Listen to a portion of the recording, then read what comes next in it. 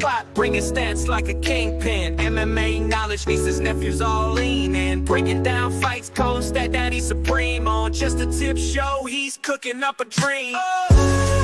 Uncle Weezy, he the man. Dropping fight facts, got it all on hand.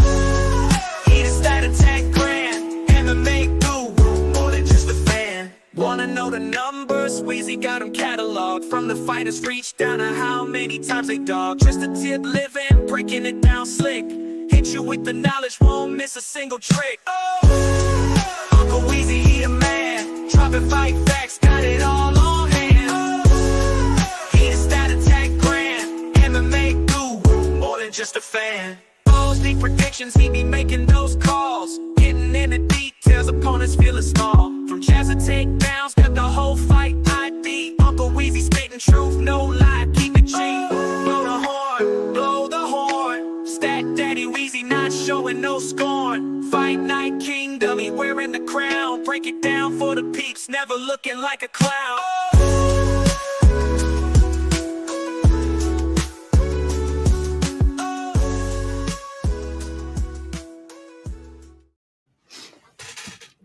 Oh,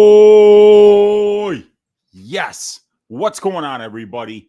It is Friday afternoon. Tomorrow afternoon, we have UFC Qatar, which is going to be headlined by Arman Tsarukyan and Dan Hooker in a lightweight, maybe title elimination bout here. Pretty good main card here. The co-main event is Bilal Muhammad versus Ian Gary, two top 5 welterweights.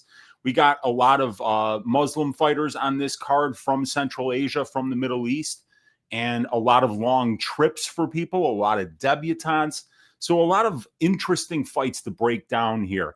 I'm Uncle Weezy. I'm your host for this show, Just the Tip. And what I'm going to do today is give you guys a full card breakdown for UFC Qatar. I'm going to give you my favorite underdog pick of the week. I'm going to give you Uncle Weezy's ass shaving of the week, somebody who's going to win and win violently. And then we're going to finish up with a Greasy 4-leg parlay that's got some meat on the bone. And then we're going to talk to you guys in the chat. So if you have any questions for me, get them in the chat now, and I will answer them after I go through everything that we're going to talk about here for this UFC Qatar card. If you want to support my work, if you want to get access to some of the stats and analytics and betting models that you're going to see on today's show, there is a link in the description of this video for 50% off your first month to the probability stats and content package that I provide on oddshopper.com. That's going to give you access to my individual fighter stats, my matchup stats, my over-under betting model, my prop betting model, my fight write-ups, access to my Discord, access to all of my tracked bets, and it's going to give you access to my YouTube-only content for the subscribers on OddsShopper. I've already done 2 shows this week, Balls Deep Breakdowns with Uncle Weezy, Probability with Uncle Weezy, where we take all of the reads from the full card breakdown show and we apply them to our betting models to find the best plus EV bets of the week. So if you want to join up and get access to all the content that you don't see for free here on YouTube, get access to my betting models, all the stuff that I talked about, there's, I think, 5 slots left for 50% off your first month in the link in the description of this video. Check that out. And let's get down to the full card breakdown here. The first fight of the night that we're going to talk about is Merrick Bulo versus Denzel Freeman. We got Freeman as a minus 220 favorite. Bulo is a plus 185 underdog, and the fight doesn't go to decision. Juice to the tits at minus 600 for this fight. So Merrick Bulo was originally scheduled to fight somebody named Jose Luis, and it would have been a pretty good matchup because neither one of these guys has ever fought anybody with a pulse. Bulo has 5 regional scene fights that have lasted a grand total of 6.7 minutes. So his entire professional career spans 6.7 minutes over 5 fights against guys that you and I could probably beat. So Merrick Bulo is a nobody who has a very low level of competition on the regional scene. And he was supposed to fight somebody from Brazil who was fighting in 2nd and 3rd rate regional scene organizations. And I think that would have been a good matchup. It was somebody named Jose Luis who was originally supposed to fight Bulo, but Luis had to pull out. In steps Denzel Freeman. And Freeman's a real fighter. Freeman actually has a high-level wrestling background. He was an NAIA finalist. He was working with the Olympic Greco-Roman wrestling team here in the United States and was an Olympic hopeful. And he's fought real fighters. He's the LFA heavyweight champion. He's got wins over Hugo Cunha and Stephen Asplund. He's fought in PFL. He's fought in Titan FC. So I just think that this isn't going to be a close fight because Merrick Bulo he has no striking. There's no film available of him other than 2 fights that last about a grand total of less than 3 minutes. So I think we just have to go. And plus, when you got a grappler versus grappler matchup, which is what this is, Bulo's a BJJ guy and Freeman is a wrestler, you want to go with the better striker and the one with the better offensive and defensive wrestling. So that's in both cases Denzel Freeman here. So Freeman's got a massive strength of schedule advantage, a massive strength of wins advantage, and that he's the better offensive and defensive wrestler, and he's the better striker in this matchup. So it's a really easy pick. This should be Denzel Freeman all day. If he fucks this one up, it's going to be disgraceful. So Freeman, KO2. Merrick Bulo has never seen a second round as a professional. We don't know what his striking looks like. We don't know what his conditioning looks like. But all those questions have already been answered on the Freeman side. So I like Freeman quite a bit here. The next fight, Nurullo Aliev versus Shamrock. We got Aliev is minus 280. We got Shakimi Rock is plus 240. He's making his debut coming out of the Octagon organization. And the fight doesn't go to decision here, sitting at plus 125. So Aliev hasn't fought in about 10 or 11 months. He is a pretty one-dimensional fighter. He is a crotch sniffer, you guys. He gets takedowns. He lay and prays. He wins minutes. He banks rounds. He wins decisions. Shakima Rock, also a good grappler. So this one could come down to striking, but I think what it's most likely going to come down to is who's the better offensive and defensive wrestler capable of getting into top position here. It's probably Aliev. Aliev's much younger. He's got proven wrestling. He's a big lightweight. But Rock has got good wrestling in his own right. And I think if he's the one that starts shooting takedowns here, we could see Aliev's takedown defense tested. And if that's the case, I don't see why Shakimi Rock can't find some success here. Now, my official pick is going to be Nurullo Aliev by decision because this is in Qatar. So even if it does go the full 15 and Rock wins 2 out of the 3 rounds, he'll probably get fucked on the judges' scorecards. So I think that Aliev by decision is the pick, but I wouldn't be laying minus 280 on Aliev. And I think his decision prop is okay, but I do think that there could potentially be some finish upside for Aliev. He does have good ground and pound when he gets to advantageous positions. He does let his hands go a little bit, but mostly he just sits in your guard and wins minutes and banks rounds. So Aliev by decision is the pick, but I think if I were to have to make a money line bet on this fight, it would be Shakim Rock because I think he's got some upside at around plus 240. The next fight that we're going to talk about, Ismail Naurdiev versus Ryan Loder. We got Naurdiev minus 140, Loder plus 120. Fight doesn't go to decision here, sitting at minus 155. I like Loder this week. Ismail Naurdiev's 3 UFC losses, Jun Young Park, Sean Brady, Chance Rencounter. What is in common with all of those 3 losses is that he got out-wrestled in all 3 of those fights. And Ryan Loder is a better wrestler than Sean Brady. He's a better wrestler than Chance Rencounter. He's a better wrestler than Jun Young Park. And I also think that Loder is very durable, too. I think people are thinking that he's not durable because of the Bakoyev fight. The Bakoyev fight was the worst possible matchup for Ryan Loder. It was another high-level wrestler that he wasn't going to be able to dictate the pace and location of the fight. It's going to be different against Naurdiev. There's a big physicality difference here. Ryan Loder is much bigger and much stronger and much more physical. He's the better offensive and defensive wrestler here. And I believe that he's got the better cardio that's more likely to have success in the second half of this fight, especially if he wears on Naurdiev and makes him grapple with him. So I like Loder to kind of weather the early storm in round 1, get a takedown in round 2, find his way to a dominant position and finish the fight with ground and pound. The next fight, Almakhan versus Topuria. We got Topuria small favorite here around minus 130, Almakhan plus 110. Fight doesn't go to decision here. I don't understand why this is minus 200 for fight doesn't go. I know Almakhan got a knockout in his last fight, but Brad Katona is one of the least defensively responsible strikers that we've had in this division. Extremely hittable. Alexandre Topuria is the opposite of that. He's extremely defensively responsible. His head is almost never on the center line. He throws one punch at a time and exits the pocket. He's very clean. He's very technical. He puts you on your back foot. He pressures intelligently. He defends well with his feet and with his head.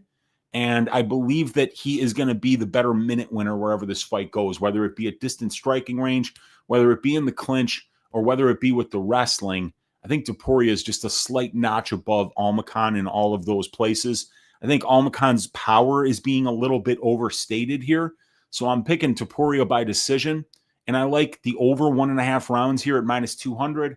And I like the fight goes to decision here at +155. But Topuria by decision is going to be the pick. We got Yakhyaev versus Cerqueira. No reason to spend a lot of time here. Cerqueira is a fraud. Yakhyaev has heavy hands, and he's been finishing a decent level of regional scene competition. Certainly better than the level of competition that Cerqueira beat on the regional scene, which was about bottom of the barrel as it gets. So this guy Yakhyaev does look like the real deal. He looks like a scary prospect. And I think that Cerqueira just doesn't like getting hit. So I think that this is going to be pretty easy for Yakhyaev. First round KO is the pick. But you got to remember, right now, I believe Yakhyaev is sitting around -2,000 on Bet Online. And that's when steakhouse bets kind of come into play here. He might just decide to win the minutes of this fight and win by decision, because that's a 10-1 payout if you were to bet Yakhyaev by decision here. So, you got to be real careful when parlaying guys that are at this price. The temptation for a fighter like Yakhyaev, who could win this fight however he wants.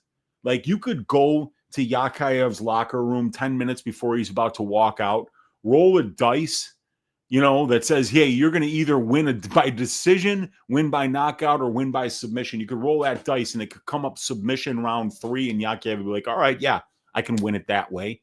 He can win this fight however he wants to. So he might choose to win it in a way that might be profitable for people that are in his inner circle to bet on it.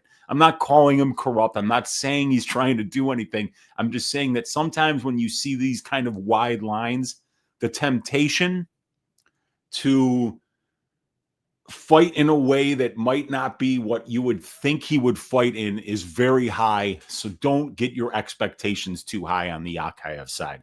Steakhouse bet. Be very careful. Tread lightly with this one, you guys.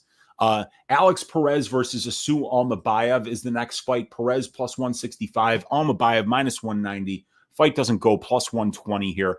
I'm going with Almabayev. If I thought Alex Perez was 100% and was ready to go and in full good health and had been training hard for the last, year and a half, which is how long he's been away from the cage, I'd be really likely to bet him at +165. I think he's the better striker than Almabayev. I think he's a very good defensive wrestler that's going to be difficult to take down and hold down. And I just think skill for skill, Perez and Almabayev would be a very fair fight if we were getting the best version of Alex Perez. I would say, and this is just my personal opinion, and there's no fact based in this, but if you were to ask me, what percentage chance would you say Alex Perez is going to look like the best version of Alex Perez? I'd say about 10 to 15%. I'd say there's almost zero chance that we're going to see a very good version of Alex Perez. And like I said, that's just my personal opinion. But here's what my opinion is based on. First of all, Alex Perez has had a ton of UFC fights. He's never fought outside of the United States. So he's never made that trip to Abu Dhabi. He's never had to fly to Europe.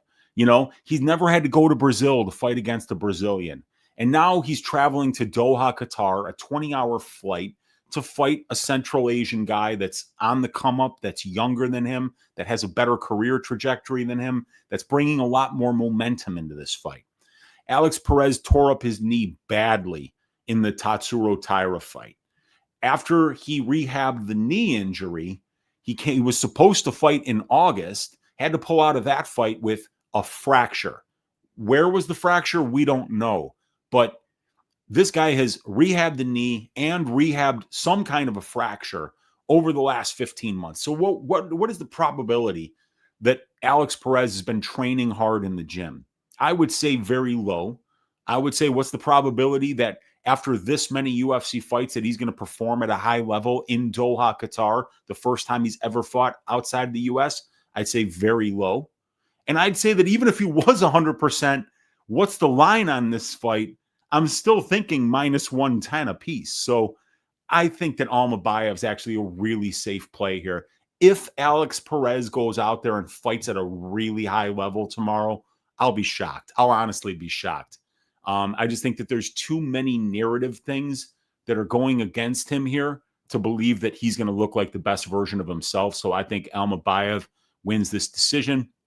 And I think that even like if Perez does show up and look great, Almabayev can still put a pace on this guy, out wrestle him, and maybe land a big shot like he did against Nicolau that winds up him getting a bunch of top time. And I think that all the finish upside here is on the Almabayev side as Alex Perez has terrible submission defense. So yeah, I like Almabayev here. I like him to win this fight. The next one, Dalby versus Izagakhmaev. I got nothing really for this fight. This is one I think is like the 1-800 gambler fight of the week, because you're either laying like minus 300 on Izagakhmaev, who hasn't fought in 3 years and who really doesn't have even one eye-opening win on his resume. He's fighting, you know, like guys that are about 2 notches below UFC gatekeepers. And he's looking really impressive against them. I mean, Izagakhmaev has a great skill set, you guys. He's got very good wrestling. He flashes some power. He's got good pressure on the feet. He's shown some heart. He's shown some durability. I like this guy. He's even flashed some power. I mean, I've seen him get a first-round knockout before. So I think he's a good fighter with a lot of upside, and he's only 31 years old. But, you know, Nick Dalby, if you're getting the best version of Nick Dalby, Nick's a tough opponent, man. The guy will not stop coming forward. He's traditionally been very durable. He's going to pressure you. He's going to clinch up with you. He's going to outwork you in the dirty boxing exchanges. He's going to like mix in some takedown attempts. He might not get them, but he's just going to grind on you and make you fight him and just stay in your face. And if you're a technical fighter, if you're a really clean fighter that likes space, that likes room to operate, that likes to kind of fight at your pace, Nick Dalby's not the guy you want to be fighting. But as long as Izagakhmaev has been away from the cage, which is 3 years now, and as questionable as his regional scene wins are when you bring him up to UFC level, on the other side, you got a guy in Dalby who's now 41 years old. He's on a 2-fight losing streak, and he's coming off the first official knockout loss of his career. And he was knocked out in training 6 months before the Randy Brown fight. So I don't know at 41 years of age if we can now say that we still think that Nicholas Dalby's durable. So I don't think I can count on either one of these guys. I am not laying minus 300 on Izagakhmaev with all the unanswered questions that exist on his side. And I don't want to back Dalby because I would just not be surprised at all if he wound up sleeping here, or if it just looked like, you know, he was one fight away from retirement. So big pass for me, but I'm picking Izagakhmaev by decision. Next fight should be an absolute banger between Bogdan Grad and Luke Riley. Grad, the plus 210 underdog. Riley minus 250 favorite. Fight doesn't go. About a 60% implied probability of minus 150 here. I like the overs here. Both of these guys are extremely durable, especially Riley. We've seen Grad knocked out before, but Tom Nolan is just a completely different opponent than what we're used to seeing him fight against. Wrong weight class, too big of a size difference. But I think that this one's going to go over. I think all the value is on the Grad side here on the money line, but Luke Riley's a really exciting prospect coming out of Cage Warriors. Every win in his career is either by knockout or by decision. He uses his wrestling in reverse to keep fights standing. And on the feet, he's very hittable, but he's very durable. And every time he gets hit, it seems like he comes back and finds some success of his own and winds up. He can come from behind. He can see adversity in a fight and still win it. And Bogdan Grad is somebody who's a well-rounded fighter. He's going to be the stronger, more physical fighter here. He's definitely got the grappling upside in this fight, and we've seen him be a willing wrestler in each of his last 3 fights. So I think Grad's going to kind of try to wear on Riley here. He's going to try to limit the amount of distance striking exchanges, and we'll see what Riley's takedown defense and get-up game look like when he's being pressed by somebody persistent like Grad, who should be able to give you a good 2.5 hard rounds before he really starts to gas out. So, yeah, I like Riley to land the more damaging shots just because Grad's takedown game and top control have just been okay. Like, I feel like Riley will be taken down a couple times, but I also think like he will be able to get back up because Grad can get a little bit sloppy on top. He can also be a little bit submission over position, which will sometimes cause him to get reversed or allow his opponent to stand up. So very close fight where I think the value is on Grad. I like the over. I like Grad by decision. I like Luke Riley by decision. I think those are my favorite ways to play this fight. Ulanbekov versus Horiguchi. This is the one fight I really didn't look into here. Horiguchi's got a ton of experience, but he's aging and he's been fighting in other organizations, and it's kind of hard to know what his level is, fighting against Bellator competition, Risen competition, fighting in rings, I don't really have a lot of faith in these guys. And somebody like Ulanbekov, who does such a good job of kind of dictating pace and location of fights, I think he wins this one by decision. Don't have much to say on that one. Could really care less about that fight. This one I like a lot, man. I mean, this is going to be a fun fight between Waldo Cortes-Acosta and my guy, Shamil Gaziev. Maybe one of the better Tapology pictures that there is there. That's like, for those of you guys who didn't watch Stat Diggers, that's how I'm taking every picture now. That's my pose. Shamil's a handsome man. He's a good fighter, power in his hands, solid wrestling, good athlete, former Dagestani national volleyball team member. So, and then he's got Waldo Cortes-Acosta, who just arrived in Doha, Qatar about an hour before the weigh-in started. He weighed in at exactly 265 pounds. And I think that the likelihood that Waldo is going to fight at a high level tomorrow is very low. Any of you guys who've ever been on like a fucking 20-hour flight, I mean, that takes a complete day out of your life where you are just completely destroyed from air travel, from breathing the same air as everybody, all the other tuberculoids on that plane with you. By sitting like a Waldo, somebody that is Waldo's size, who's even bigger than me. I'm like 6'2", 240. Waldo is 6'3", 265. There's not a lot of seats on planes that are good for people that size. I can fucking promise you that. So I remember flying to Greece, which is like a 9-hour flight, and being fucking useless for like at least a day after we got off that plane. And yeah, Acosta's taking this fight on 1.5 weeks notice, had to make a last-second flight out here. And he's fighting a guy in Gaziev who is gassy, who does slow down in the second half of fights, and who is kind of dependent on finish upside early in a fight. But I would be picking Acosta if this was a full camp for Acosta, because I could trust his durability, I could trust his conditioning, and I could trust his ability to win minutes in rounds 2 or 3 against a guy in Gaziev that slows down. I don't think I could trust that from Acosta this time around because of the narrative issues, because of the short notice nature of the flight, because of the long flight from Arizona to Doha, Qatar. Was he cutting weight on the flight? He weighed in at exactly 265 pounds, you guys. So there's a potential that this guy not only might have been like crammed into a fucking airplane seat for 20 hours, but that he might have been wearing like a sweatsuit or something to try to get some weight off while he was on the plane. I think that all signs are pointing to my guy, Shamil Gaziev, to come out here and get a win. And I would pick Gaziev by decision because Waldo Cortes-Acosta is just absolutely as durable as it gets. Ton of heart, great conditioning, great durability, ironclad chin.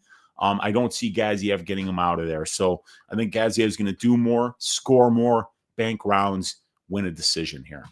Next fight, Orolbai versus Hermansson. Guys, Jack Hermansson made weight, man. And I said to myself, I said, I told my people on my odds shopper when I did balls deep breakdowns and when I did probability this week that I reserved the right to change my pick and to adjust once we saw how these guys looked on the scale and how they looked at face-offs. And I'm going to stick with Orolbai KO1. Your first instinct is usually right. And my instinct is even if Hermansson did make weight, that this wasn't going to end well for him. So he did make weight. He got the job done. Weighed in at 170. Is he going to perform well at 170 pounds? And this is his 34th professional fight and first time ever making the cut down to 170. The one thing that we know is Jack might perform much worse than he's used to performing because his body has never underwent this kind of transformation before. And he's never had to compete this depleted before. So I still think Orolbai KO round one. I think Mikey's going to get the job done here.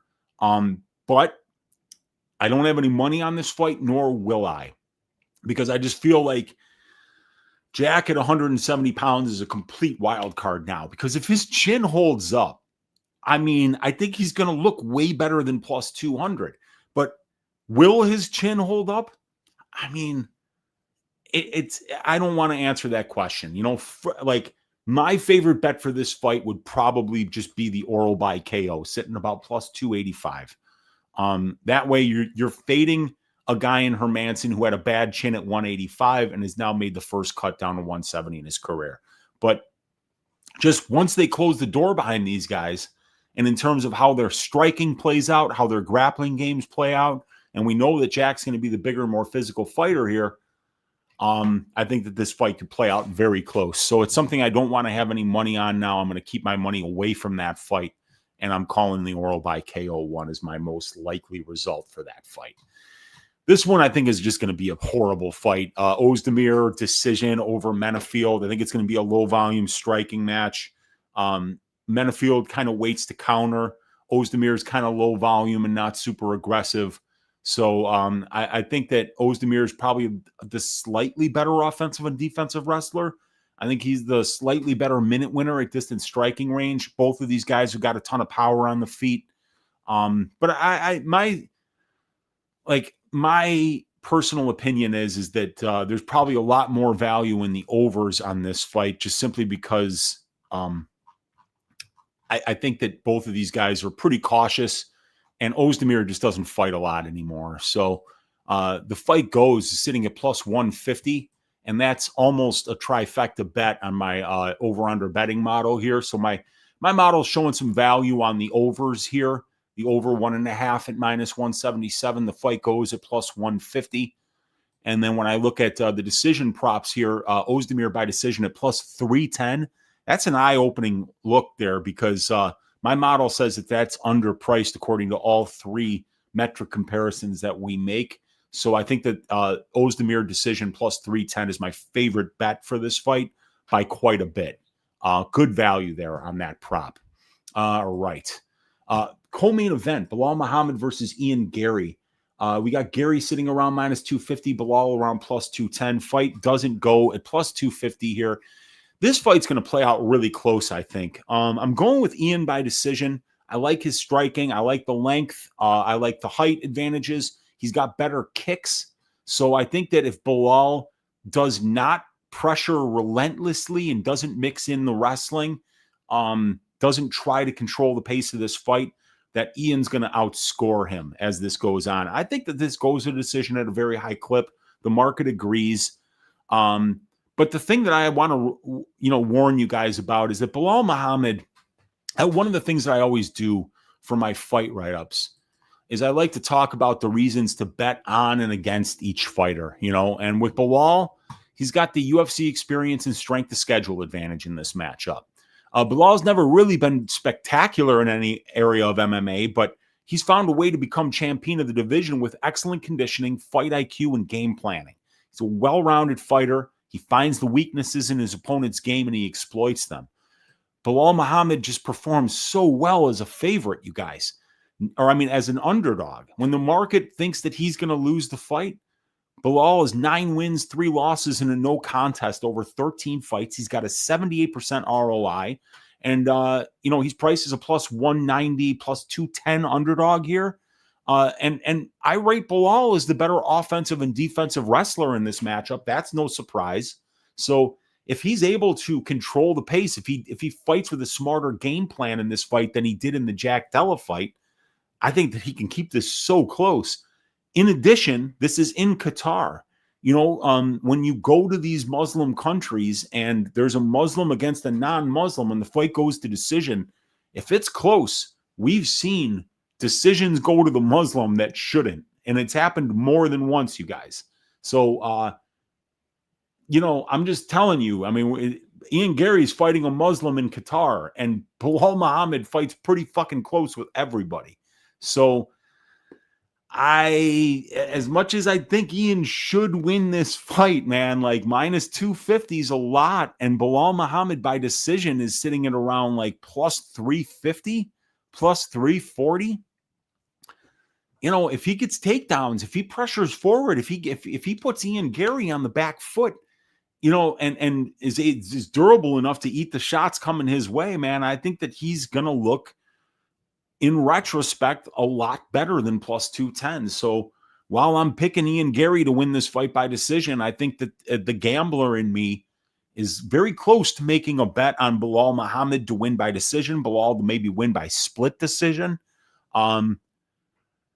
If this fight winds up playing it close and you've got minus 250 on Ian Gary and it goes to decision and you don't know who's going to win, how good are you going to feel holding that minus 250 ticket with this one going to the scorecards in Qatar? Very interesting fight, you guys. This one, not so interesting. The market has pretty much said that Tsarukyan's going to run through Dan Hooker here, and Dan Hooker has been a very good underdog to back at the UFC level.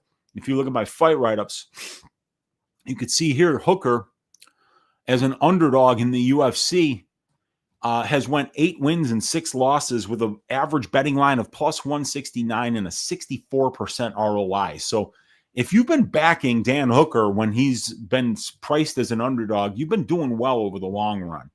And both of these guys are on 1+ year layoffs. So that's another thing that throws a little bit of extra variance into this fight.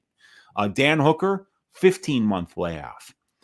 Arman Tsarukyan, 19-month layoff. And, now that Tsarukyan money line is not minus 500, it's minus 600. So it's getting to the point where maybe you just take a shot on Hooker here, a small quarter unit shot to win 1 unit or something, because, if he can stuff some takedowns, if he can threaten with front chokes, if he can not let Arman just blanket him, he's going to probably be doing more damage in the clinch and at distance striking range.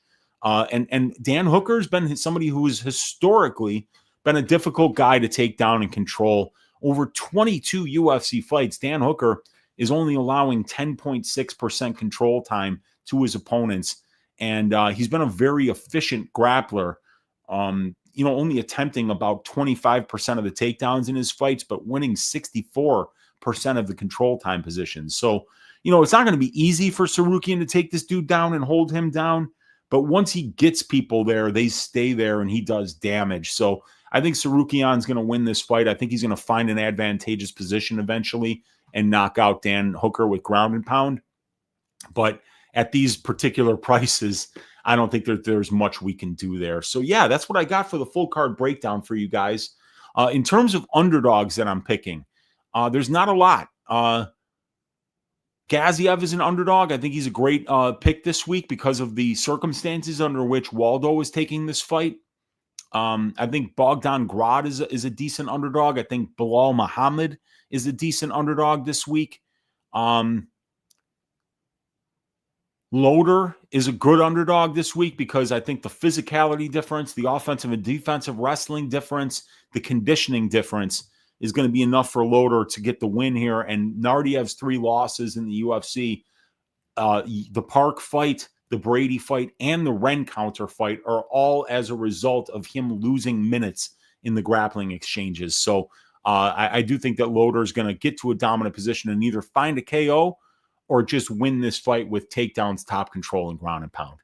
Aliev's a favorite. Freeman's a favorite. Yeah, so what we're going to do for the Bootsy Collins Memorial Dogs or Bark and Pick this week, we're going to go with the United States of American wrestler Ryan Loder to go out there and win this fight. Decision, ground and pound knockout, maybe even a rear naked choke. But I think that he's got a lot of ways to win this fight. I think that he just needs to survive the early storm here against Naurdiev, who is dangerous early in fights.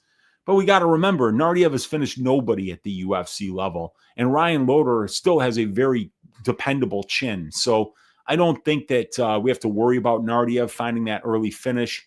And if Ryan Loder gets to a dominant position in rounds 2 or 3 when Naurdiev starts to slow down, I think it's going to be a really bad situation for him. So your Bootsy Collins Memorial Dogs or Bark and Pick of the week this week is going to be the Ryan Loder money line at plus 110, which leaves us with Uncle Weezy's ass shaving of the week. Who's going to win and win violently this week? And I mean, I'm just going to get right to it here.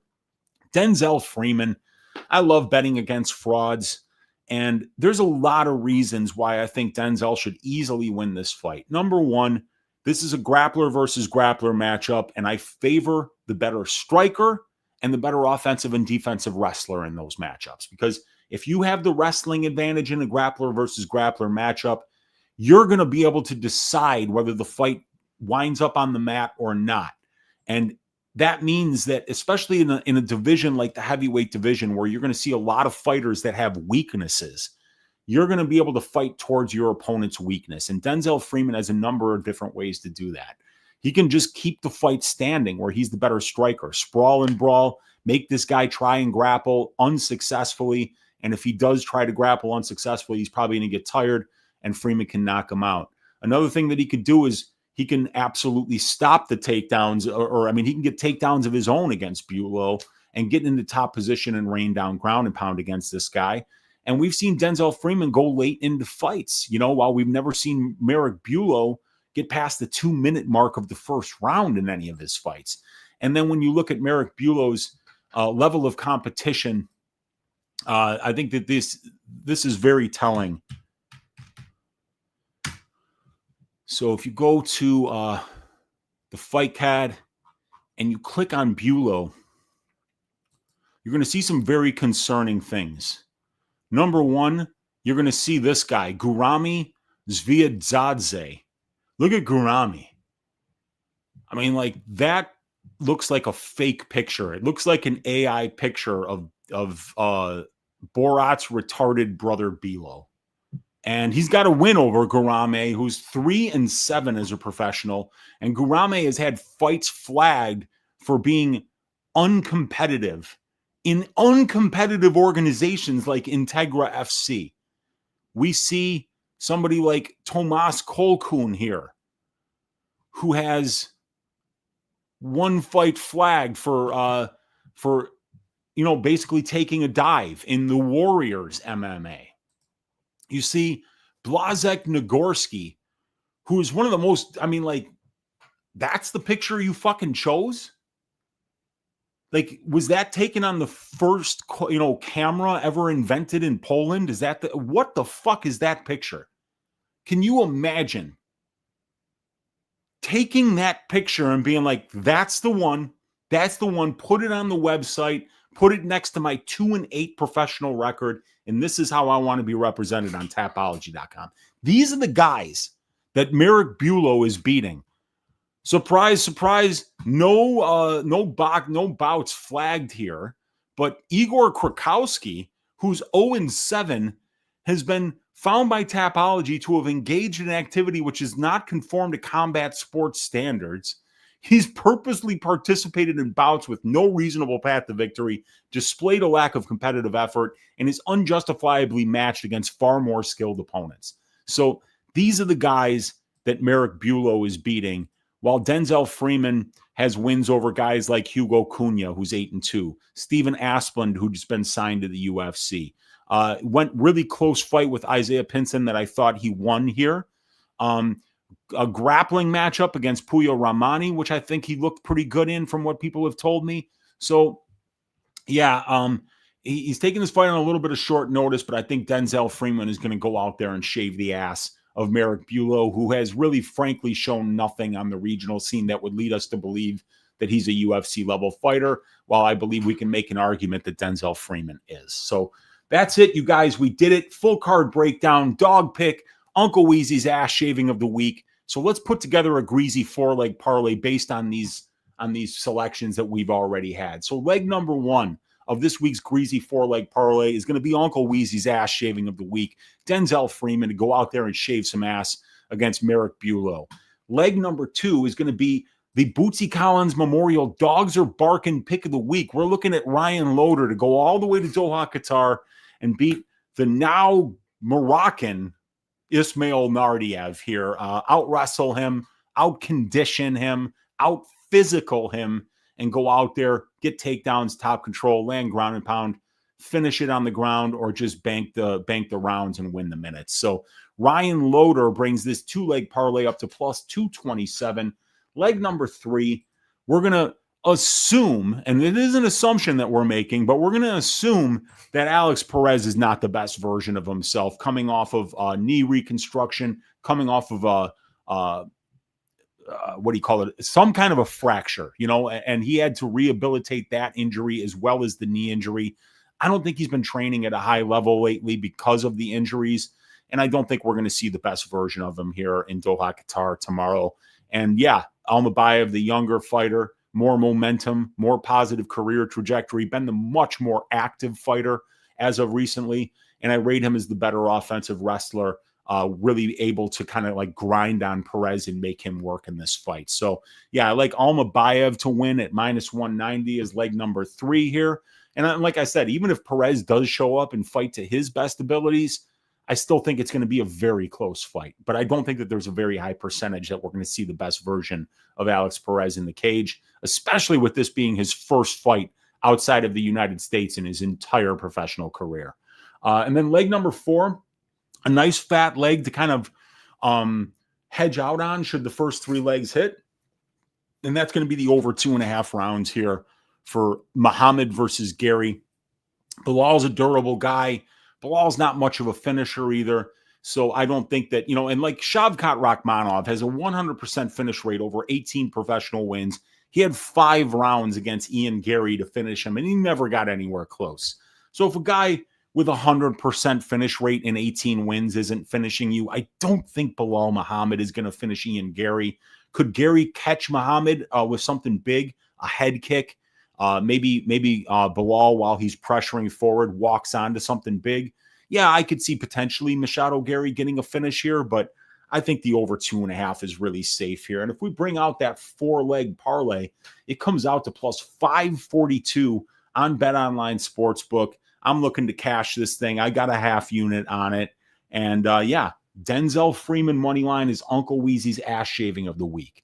Ryan Loder's money line is the Bootsy Collins Memorial Dogs Are Barking pick of the week. The Asu Almabayev money line at minus 190 is leg number 3. And leg number 4 is the Muhammad Gary over 2.5 rounds at minus 350. What's going on with you guys in the chat?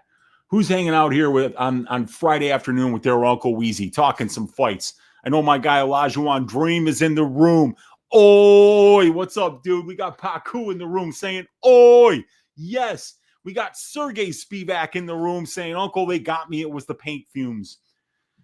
We're going to have to, dude. So Riyadh, Saudi Arabia, we had paint fumes, right? So now we're going to have, hopefully, not a situation where we have all the Muslim fighters in the locker room that wasn't freshly painted and all the non-Muslim fighters in the locker room that's been poisoned in one way or another. So if they already got Spivak with the paint fumes, and Spivak's a vampire who's been walking the fucking face of the earth for centuries, yikes. I wouldn't want to be a non-Muslim fighter. Maybe the Ryan Loder bet is already dead. We will see, man. We got Fred ×3 in the room saying, Uncle Weezy, he's the man. What is up, dude? We got Christian in the room saying, good luck this week, Unc.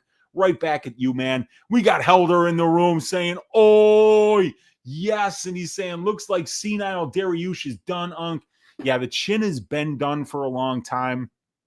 He's been knocked out so many times, been finished in 100% of his UFC losses. And yeah, Dariush has had a phenomenal career, but I tend to agree with you, Helder. It looks like he's on his way out. We got Helder saying, by the way, who kicks better, Bo Nickel or Cairo Santos? So is Cairo a Brazilian dude? He's the Bears kicker. I've got him on my fantasy team. I need a big week out of him this week. So I'm going to say Cairo Santos. But goddamn, dude, Bo Nickel absolutely blew up our 4-leg parlay last week here by getting that head kick knockout 6 seconds before the fight went over 2.5 rounds. We would not have won the parlay even if that had went over, because unfortunately I put Wei Li Zhang in there. I don't know. Like, I had Wei Li winning that fight 48-47, so I felt like we got screwed. But what are you gonna, I mean, congratulations, Valentina. I guess the judges gave it to you. Whatever. Anyway, I'm going to go with Cairo Santos, Helder, because I need him to have a big week for the Bears this week. We got exclusive saying, oh, yes, who is this week's too many unanswered questions fighter? I'm going to give you 2. Number 1, Merrick Bulo, because there's no tape on him, and he's fought nobodies. And number 2, Saigid Izagakhmaev, in my opinion, because of the 3-year layoff, because we don't really know how he's going to look against UFC-level competition. I think that there are some unanswered questions on the Izagakhmaev side, and definitely some unanswered questions on the Merrick Bulo side. We got the High Owl in the room saying, "Oi!" Yes, we got Randall FC in the room saying, "What up, Weezy? First time catching this live, my guy. Oi! What is up, Randall? I'm glad you made the live." We got High Owl saying Qatar card equals money, money, money. Well, there's a lot of money in Qatar, man. Those guys have got a ridiculous amount of money. I want some of it too. Like, Qatar, give your Uncle Weezy some money. My fucking $25 a month probability stats and content package. The link is in the description of the video, and I'll even give you 50% off. Check that out. Let me actually get that up here. I'm gonna promote my product to you guys. So you guys, while you're watching my free content, you're just gonna have to deal with the fucking promotion. We got Vincent, the sleeper son, in the room saying ASU, my lock of the week. Arizona State or Asu Almabayev. Okay. Yeah. Asu Almabayev did go to Arizona State, though, and he partied hard there, like everybody at Arizona State does. So Asu Almabayev, Arizona State, stand up. We got win ass shaving last week. Yeah, we got Carlos Prates, got the job done. I believe I picked somebody else for the ass shaving of the week, but I think the fight got canceled. So then by the time we did the show here for free on YouTube, we wound up having to switch it over to Prates, who got the job done. Which of the fighters on this Saturday's card would you invite over for Thanksgiving dinner? Let's see. Perhaps Ryan Loder. I think it'd be pretty cool to have Ryan Loder over. I know Ryan Loder is the wrestling coach of Fluffy Hernandez. And I'd be like, Ryan, come on over for Thanksgiving and bring Fluffy. I want to smoke a fat ass blunt with Fluffy and you and talk some fights. So it would definitely be Ryan Loder, would be high up there. Nick Dalby, Danish Dynamite. Dude, I could tell him some stories about my grandma and her growing up in Denmark. We could talk about our Danish heritage. I'd love to hang out with Danish Dynamite, Nick Dalby. Those would be the top 2 guys, I think. And then, of course, man, I mean, Shamil Gaziev, the best pose ever.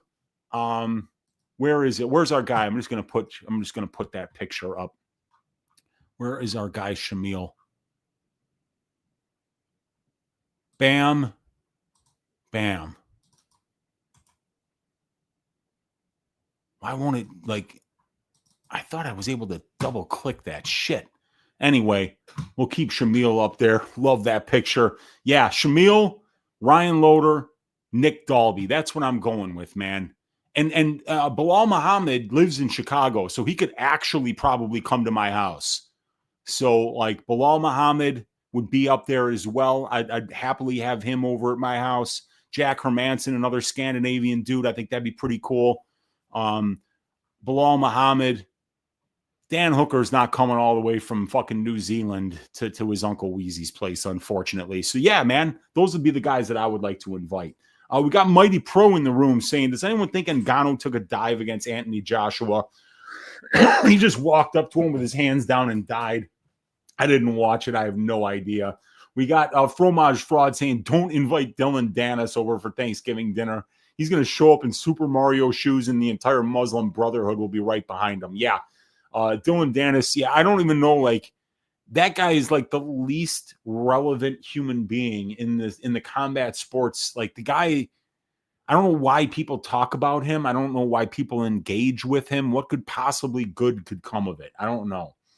See Kerr's in the room saying, oi! And he's saying death taxes and Bilal decision split. It could be. It could be, man. We got Matthew in the room saying, oi! We got Blue-Eyed Samurai saying, oi! Yes, we got Mini Moo in the room saying, let's go. Fromage Fraud says, stinky breath Bilal isn't beating Gary. I think Gary is going to starch him. I got the over there, so I hope not. We got, let's be honest, Waldo has a nice chicken graveyard and what we commonly refer to as his belly. Yes, he probably does, man. I'm sure that dude eats a lot of chicken, for sure. Oi! Yes, says my guy, the 4-ounce sniper. We got Colby Saul in the room. We got Forrest Daniels in the room saying, have a great weekend, Uncle Weezy. Right back at you, man. Mini Moose saying, oi! From Rochester, New York. We got Helder saying, no vampire could fight at 100% under the Qatar sun. Spivak did the right thing by pulling out of the fight. Yeah, that's exactly what I was saying. Like, how are you going to send a vampire to Qatar? Like, that's why they live in Transylvania. There's a lot of fog there. There's a lot of trees there. You can have protection from the sun. There's no protection from the sun in Doha, Qatar. We got MMA Casual saying, oi, happy to catch this live. Thanks, Unc, for the hard work. All your hard work as usual. Let's cash some tickets this weekend. Let's absolutely do it, MMA Casual. River Tour is in the room saying, oi. We got Mini Moose saying, fight start at 10 a.m. Eastern Standard Time. My God, that means 9 a.m. That means I probably won't even be up when my 3-unit bet on Denzel Freeman will be riding. We got Olajuwon saying, do you play the guitar, Weezy? No, I don't. I don't play the guitar. I don't play the bass guitar. I play the turntables, you know, the turntables that I got behind me here. Those are what I play. You know, my house record collection, which you see back here, my hip-hop record collection, which is on the bottom half here. That's the only instrument that I play, my man. We got Down the Hatch in the room saying, oh, what is up down the hatch? We got my guy Michael in the room saying, give Weezy money right now. My guy Michael does it regularly every month, $25 a month on the Probability Stats and Content Package. Click the link in the description of the video for 50% off your first month. Get in there because your Uncle fucking Weezy told you to. Because your guy Mushroom told you to. Oi, Mushroom, what's up, dude? Good to see you hanging out in here. We got Kurz saying, I feel like the greasy Qatar judges will try and force a draw on this card. Well, if we get any point deductions, that could potentially be the situation. D. Spearman is in the room saying, Weezy, watch you with Clint, then with Brady, and now let's get it, D, man. I'm always on camera a lot every week, like 3 hours with Stat Diggers, 2 hours with Balls Deep Breakdowns, 2 hours with Probability, an hour and a half with Just the Tip. And then if I do any guest appearances, we're usually on camera like 10 hours every week. So glad that you're watching and enjoying the programming. D, I hope all is well, my man. We got Dixon saying, Prophet, do you like scented candles in your house? No, we don't have any of those in here. We burn some incense sometimes, and we just clean the shit out of this place weekly so it doesn't fucking stink. What do you normally like to drink when you're not drinking water? For me, it's water and coffee. Those are the only two drinks that I drink that are non-alcoholic. And if I drink, I'll drink a good like a good IPA, like a nice hazy double IPA or some tequila. But other than that, it's water. I already finished my coffee today. And when I'm not drinking alcohol, which is most of the time, the only two beverages that enter my body are coffee, black coffee, that is, and water. Like a hero, you know, like heroes do. We got the Tasteful Thickness in the room saying this stream is greasier than my double-wide wife rolled in Funyuns. That's fucking greasy, my man. We got Jerk Boy Casey in the room saying, what's popping? All is good here. We got Jamal Witherspoon with the Bill Cosby picture. Maybe I'll change my fucking team name picture to that, because I've got a team called Hot Cosby. And yeah, Hot Cosby's the logo that I have was, remember when at that Coldplay concert where that CEO and his head of HR got caught kind of like hugging and like making out on camera, and then they spread apart. It was Cosby with his arm around that woman. And I called the team Hot Cosby. That is, we're hoping for a big year out of Hot Cosby in fantasy football this year. Good to see you hanging out in here, Jamal. Shout out Bill Cosby, Cosby Show. Tasteful Thickness saying Bilal via Lolita Express slammed into the octagon. What? I call it Dabu Bobby. All right, there we go, man. Dabu Bobby. All right, we got Long Live Glizzy is in the room saying, love this pick. What's up, Glizzy? Good to see you hanging out in here. We got Dixon saying profit. Remember the last Kazakh that was in the octagon? That bum Azat Maxim that was supposed to be a sure thing at like -200 versus Mitroposo. I think Perez can pull a Mitroposo tomorrow night. Well, if he can go out there and perform well, fresh off having a knee reconstruction and breaking another bone somewhere in his body when he's already pulled out of more fights than he showed up for, I think Alex Perez is on his way out of being a professional mixed martial artist. His body is betraying him. But if he goes all the way to Doha, Qatar, and beats a dude from Kazakhstan, good on him. Good on him. But that's the first time he's ever left the country to fight, Dixon. I don't think it's going to go well for him. Yes, I absolutely. Yeah, I mean, but what I mean by better wrestler, Brandon, is that if you put him in a singlet and you put him on a mat, Ryan Loder would absolutely fucking destroy Sean Brady in freestyle wrestling. I mean, Ryan Loder's a 4-time Division I All-American freestyle wrestler. Sean Brady is a BJJ grappler who couldn't take down Bilal Muhammad, who couldn't take down Michael Morales. That's why Ryan Loder's a better wrestler. Grappler, submission grappler, they're not really even close. I mean, Ryan Loder's nowhere near Sean Brady once Brady gets fights to the ground. But there's absolutely no question, Brandon, no question that Ryan Loder is a much better wrestler, pure wrestler, than Sean Brady. That's what I mean. I got Dalby upset, says Blue Eye Samurai. I don't hate it, man. I'm a big Nick Dalby fan.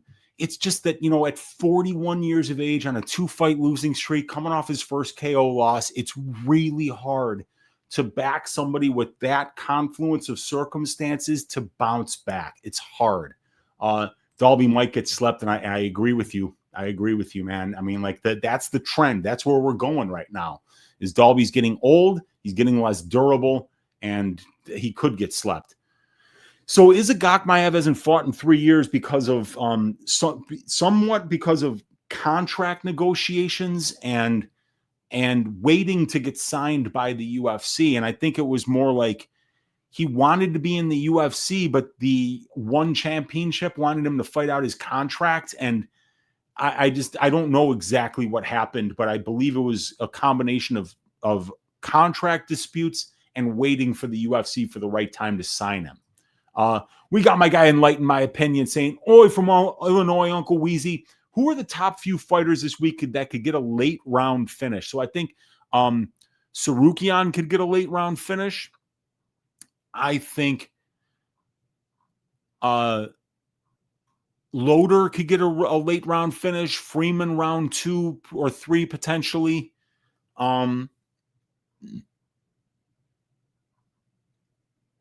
Maybe Nick Dalby. Because if Izagakhmaev has any kind of holes in his game, which he may or may not, I could see that. I could see Luke Riley finding a late knockout against Bogdan Grad in just an absolute war. Yeah, that's what I'm seeing there. That's what I'm going with. We got Hip Comer saying that he's here for the hookers. We got Kyoji the Gooch, Horiguchi. I love it, dude. The Gooch, famous bully from the show Different Strokes. He was Arnold's bully. We never got to see the Gooch's face. And we got Shamil the Happy Meal, Gaziev. I love it, man. We got Shamil time says, my guy Hib Comer. Come on, baby. Let's go, Shamil. We got this, brada. You got that, Tasteful. We got Canna Chef Chris in the room saying, whack by KO. Whack. Who's whack? Waldo Cortes-Acosta, you're saying probably. It could happen because Gaziev could potentially gas out here and get finished. We got No Limit Mike saying, oi, Weezy, don't know if you can go in depth, but could you explain the de facto calculator that you used on probability? Yeah, so this is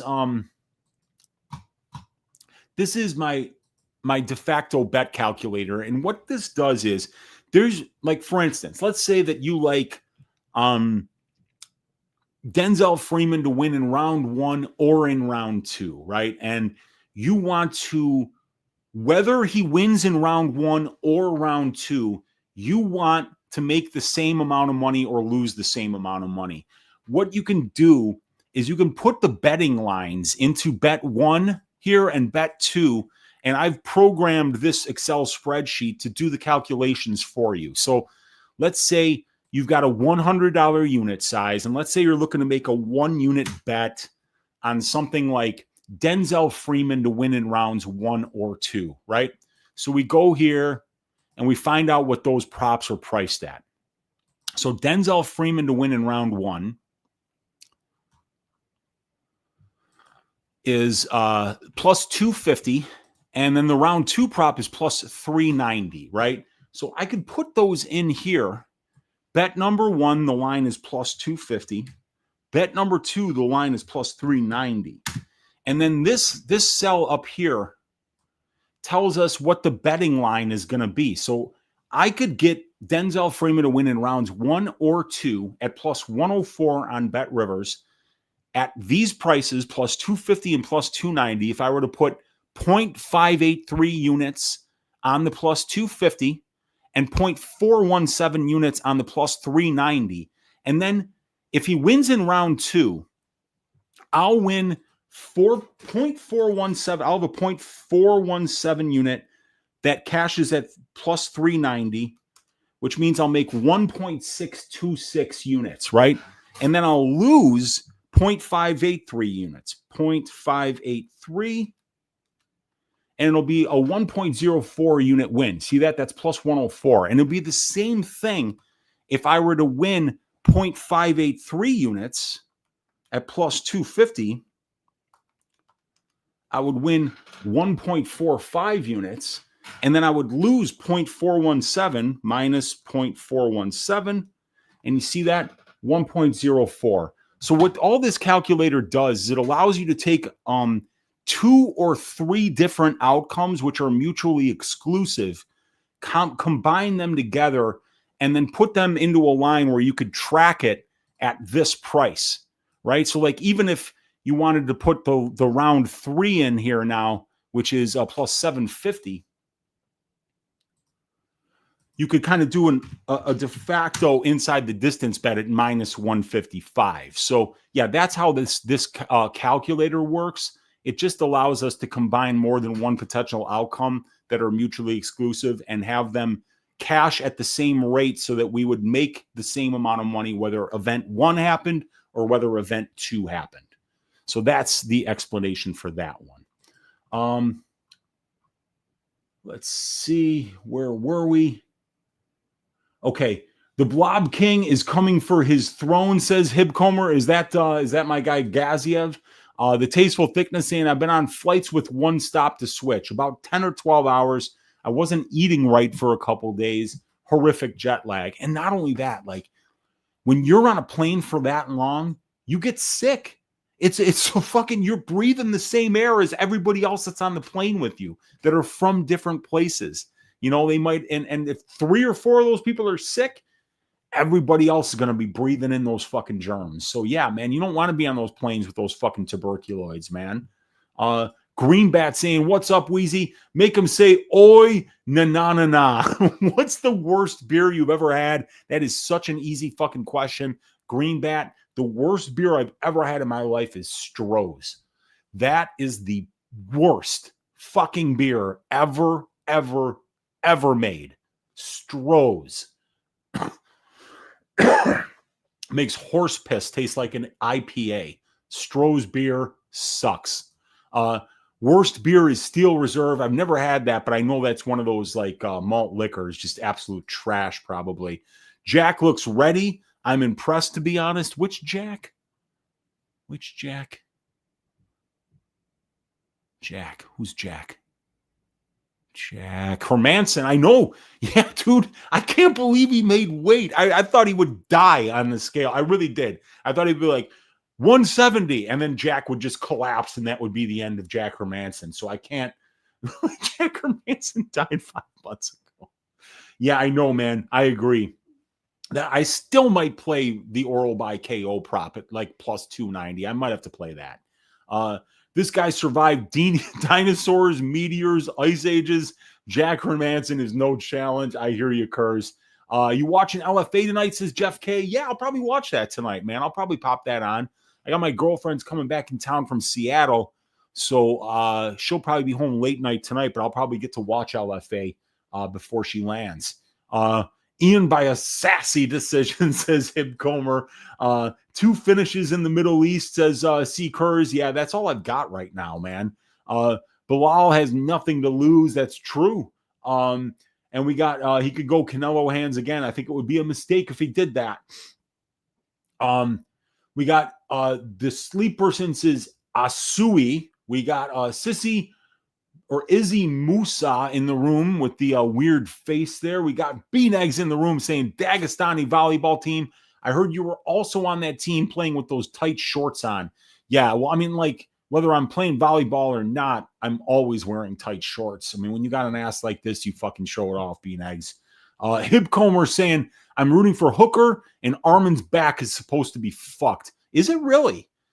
Wow. Well, I got nothing on that fight, so I don't know, man. I'm just going to be staying away from that one. We got my guy Yitro in the room saying Armin didn't make 156. Fixed fights and fixed weigh-ins all the time. Habib, Kayla. That's why we never get to see the actual number, no matter the scale that they use. Yeah, it wouldn't surprise me, my man. It wouldn't surprise me. There were some whispers that he was having a rough weight cut, Yitro. Why are you saying he didn't make weight? He's saying that the scale was wobbling. Yeah, see, sometimes they don't allow the thing that bounces back and forth to settle, which you're supposed to do to get an official weight. And, yeah, there are ways to kind of, yeah, I don't know how Kayla makes 135. That's fucking crazy. Yeah, those old scales they use are a joke for sure, man. Even if they use a digital scale, we never see the number. These big fights must be pushed through. Why don't they use a digital scale and put the weight on a screen for us? It's fixed. I tend to agree, my man. I tend to agree. Digital scale, how is that safer? We got Rampages in the room. What is up? We got Minnie saying Freeman is going to shave that ass. I agree. Gurami, a.k.a. King Kong Bundy Jr. He's got that fucking little pea head, man. Oh, my God. We got Brandon saying, is JDM going to get flagged for having no reasonable path to victory versus Islam? I don't know, man. It's going to be a rough matchup, dude. That's a terrifying photograph. It really is, dude. It really is. Naurdiev's new hair, he definitely has got he got a head of lettuce on him for sure. We got Brenny is in the room saying, Weezy, what's up, Brenny? Saying he looked off at ceremonials. Who did? Naurdiev? He says, my guy, hi, Mark Water. Good to see you hanging out in here. Let's make some money, Uncle Weezy. Nice weekend. Good health. Same to you, my man. We've got the Tasteful Thickness saying I'm shaving my ass right now. Hey, you got to do it every once in a while. Hit the like button. Yeah, hit that like button. Hit the subscribe if you haven't already. Leave me a comment down below. And the link to the Odds Shopper probability stats and content package in the description of the video. Click on that link for 50% off your first month's membership. Gets you access to all the phenomenal models and stats that I have going with that product there. Brittany Ray saying that cash is Weezy. Let's get it this week, Brittany. We need this one. What do you think about Armin by sub at plus 320? Let's have a look at my betting model for that one. See, we don't have big sample sizes here. Plus 350. The divisional benchmark is 27%. Yeah, I think it's priced fairly according to the long-term trend for the division at plus 350. If you look at a guy like Tsarukyan, Over 11 UFC fights, Arman Tsarukyan has attempted 0 submissions. Let me show you that. This is part of the stuff that's all on my stats models here. And if you look right here at the bottom, total submission attempts, 0. And that's on 30 successful takedowns. And let me see. Wow, 56 minutes of control time over his opponents, and he's never attempted a submission. So I think ground and pound is the more likely path. My model has the ground and pound priced at plus 155, the submission at plus 350. So, yeah, they're saying about 60% of Arman's finish condition is knockout. 40% of his finish condition would be submission. And they're saying that I would say that a finish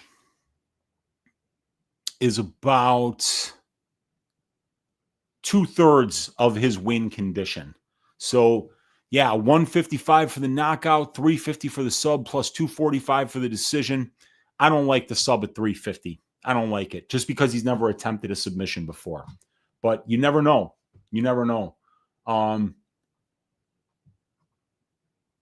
Instead of over 2.5, why not the distance? What is your confidence of that? So if you're asking me about why I put the Gary over 2.5, it's because on Bet Online Sportsbook, you cannot parlay the fight goes to decision. You have to parlay the over, whatever the total is. So yeah, and plus, I just prefer when I'm going overs to do the 1.5 or the 2.5 rather than the fight goes if I can find a better price, just because that way I don't have to suffer through the last 2.5 minutes.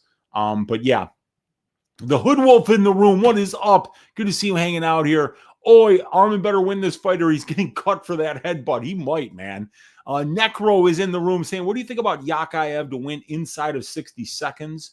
It depends on what the line is, but I think he could get it done that quickly against Cerqueira. I just think he's got to fucking bum rush him, and I don't think Cerqueira likes getting hit. So, yeah, and Olajuwon knows it. Yeah, clearly robbed. She got screwed there, but it is what it is, man. Like every once in a while, the bounces aren't going to go our way. And we can always take solace in the fact that we wouldn't have cashed the 4-legger anyway because of the 6 seconds left head kick KO for Bo Nickel. So what are you talking about? Dude, Whaley easily won 3 out of 5 rounds there, Hib Comer. What are you talking about, man? Shout out from Windsor, says my guy, Canada Chef Chris. What is up? Canada, stand up. Good to see you hanging out in here. Windsor, Ontario, stand up. That is a sign to go all in on Arizona State this weekend, says my guy, Blue Eye Samurai.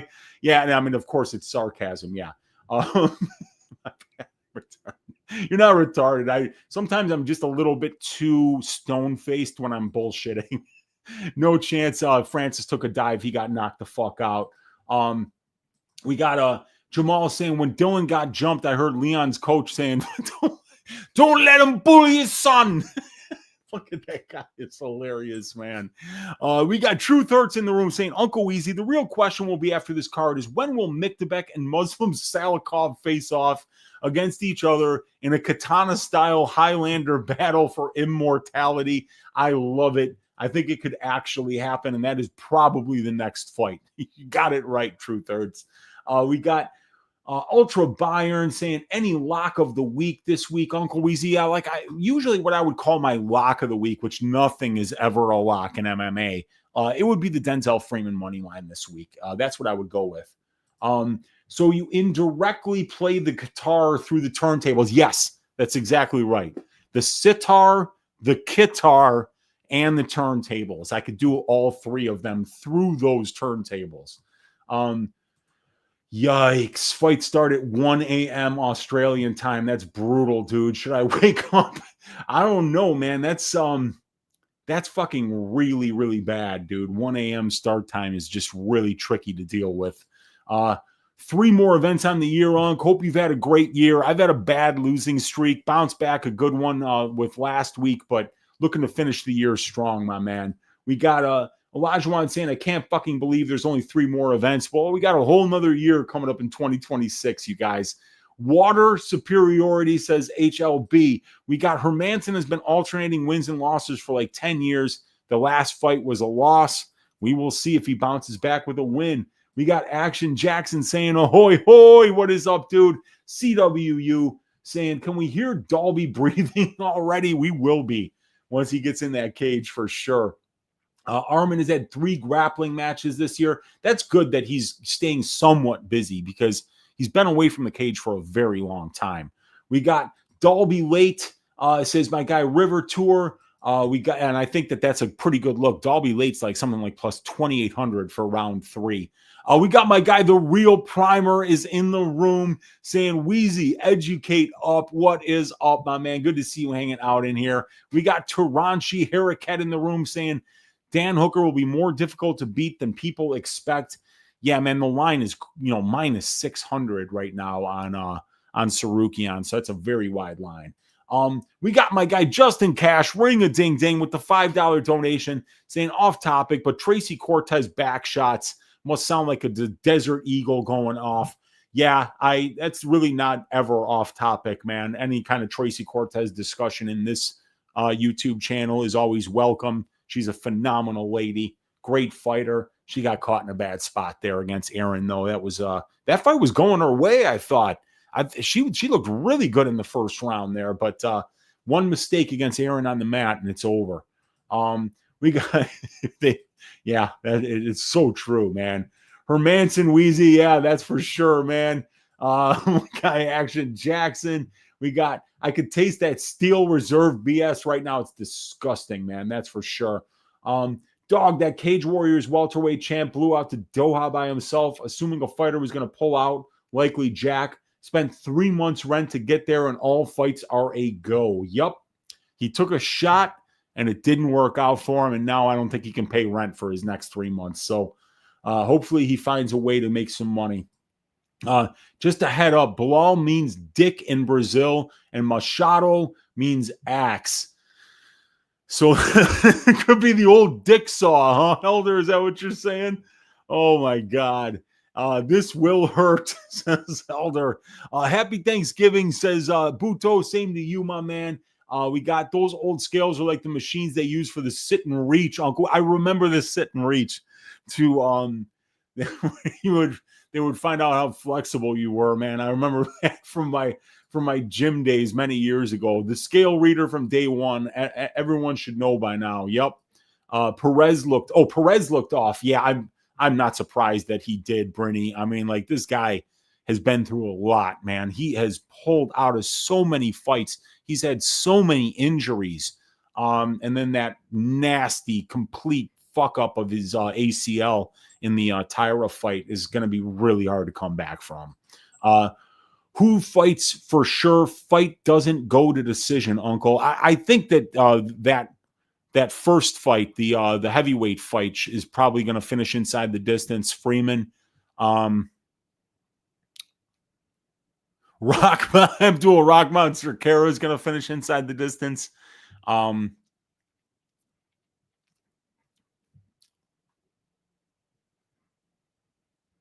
I don't know what else, dude. I'm not seeing a lot of violence on this card. All I say is bullshit mostly, says my guy Blue Eye. Leon's coach, who was saying don't let him bully, wasn't in this corner against Protes. He might not have been, man. Leon yelled back at the coach in the Bilal fight too. Yeah, I remember that, man. Has Leon woken up yet? Yes, he is up. He is still smiling, though.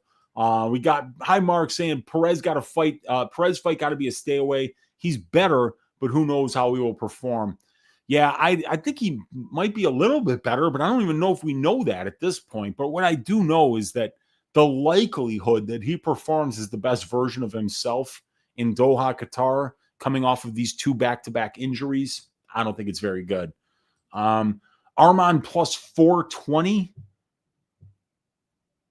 What? He's minus 600. So, yeah, he's minus 600. Got a homie fighting the first fight of the LFA prelims. She missed weight because of monthly lady issues, though, I think. Let's have a look-see who that is. Fight Center. LFA. So Hope Chase against Nikola Kasperska? Is that the fight that we're talking about? Or is it JD Sheely against Aileen David? Who's your homie, Jeff? Is it somebody local? Because is Hope Chase from Chicago? Pittsburgh. I know she's good. I've seen Hope Chase fight before. She fought Bia Mesquita. I remember that Bia Mesquita fight, and then the Sierra Dinwoody fight as well. Nikki missed weight. Oh, Nicola. Okay, so yeah. All right. Yeah, it makes sense. I mean, because like you see the Poland flag, but you know, the Poland flag is like the Chicago flag. I mean, this is about as much of a Polish city as you're ever going to find. So Nikola Kasperska, Chicago stand-up. She missed training, but yeah, training out of Santiago Fighting Center in Chicago, Illinois. So let's go, Nikola. She's 3-2.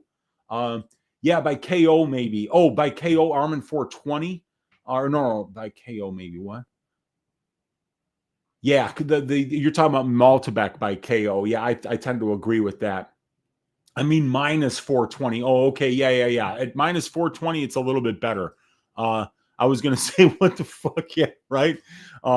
Yeah, Nikki missed weight. Okay, got it. Local fighter.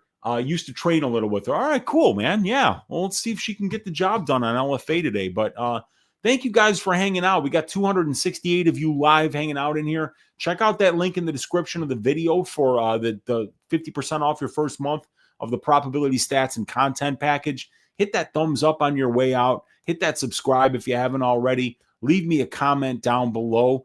And let's stack cash tickets like flapjacks for UFC Qatar. Good luck. Happy Thanksgiving to everybody. I'm going to be not doing any content next week, but then the next week that we come back will be UFC 323, which is going to be a very good card, which is going to be headlined by Merab Dvalishvili and Peter Yan, and the co-main event is Alessandro Pantoja versus Joshua Van. So yeah, UFC 323 is going to be 2 weeks from now. But between now and then, enjoy some fun times with your family and friends. Have a great Thanksgiving.